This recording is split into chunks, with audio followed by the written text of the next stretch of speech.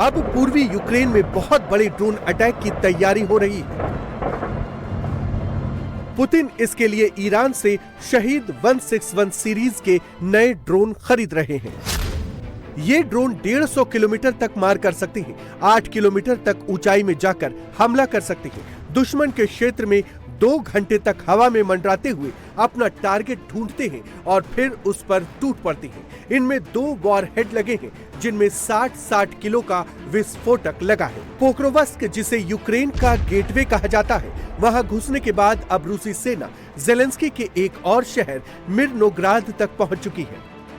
सेनाओं ने उस ट्रायंगल पर धावा बोल दिया है जो मिर्नोग्राद, रोडेंस्कोव और प्रोकोवस्क को कनेक्ट करता है। पोक्रोवस्क से मिर्नोग्राद की दूरी 27 किलोमीटर है। यहाँ रूसी सेना बमों से बस्तियों को उड़ाती हुई वहां कब्जा कर रही है। 24 घंटे में 49 घरों को रूसी सेना ने खाली करवा दिया है। 2022 में मिर्नोग्राद की आबादी 46,000 थी। 2024 में यहाँ करीब 1650 लोग बचे थे। अब पूरा शहर वीरान पड़ा है।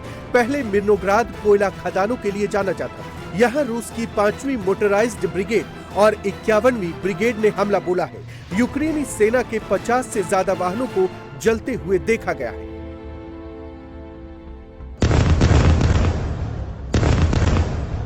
ज़ैपोरिज़िया में रूसी सेना और यूक्रेनी फौज के बीच भीषण जंग चल रही है। करीब 6 किलोमीटर के एरिया में रूसी फौजें आगे बढ़ रही है। रूसी ड्रोन यहां यूक्रेनी फौज की बख्तरबंद गाड़ियों को निशाना बना रहे हैं। एक्सपर्ट्स का मानना है कि पुतिन कम से कम 40% जमीन पर कब्जा करने के बाद ही सीज फायर के लिए तैयार होंगे। पुतिन नीपर नदी तक का हिस्सा कब्जाना चाहते हैं। इसका मतलब करीब आधा यूक्रेन छीनना चाहते हैं और बचे हुए आधे यूक्रेन को बफर जोन बनाना चाहते हैं जो हथियार नहीं रख सकता, नाटो से दूर रहेगा, तभी बात बनेगी। I take about 40% if I were in Putin's shoes, right? I mean, you know, again, it's worth repeating this, even though you and I have talked about it many times, because the West is unwilling to accommodate the Russians in any way, and the West is still interested in wrecking Russia as a great power.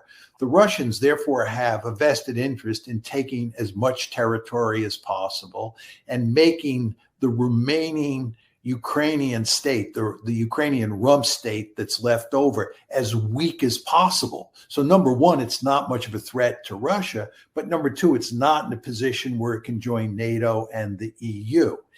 So that incentivizes the Russians, I think, to take about 40% of Ukraine. Ukraine के मैदान में किस्मत भी रूसी सैनिकों का साथ दे रही है। यूक्रेन की एक बस्ती में कब्जा करने के बाद 2 रूसी सैनिक आगे बढ़ते हैं। वहां यूक्रेन ने लैंड माइन बिछा रखी थी। अचानक रूसी सैनिकों के सामने एक सुअर आ गया और माइन में धमाका हो गया। दोनों रूसी सैनिक बाल बच गए। सोचिए, सिर्फ 3 कदम अगर और आगे बढ़ जाते तो क्या होगा। नाटो के तमाम हथियार मिलने के बाद भी लड़ाई में अब जेलेंस्की की सेना टिक नहीं पा रही। पूर्वी यूक्रेन से आई इन तस्वीरों में यूक्रेनी सैनिक हैं जो सरेंडर कर चुके हैं, फिलहाल रूस के कब्जे में हैं।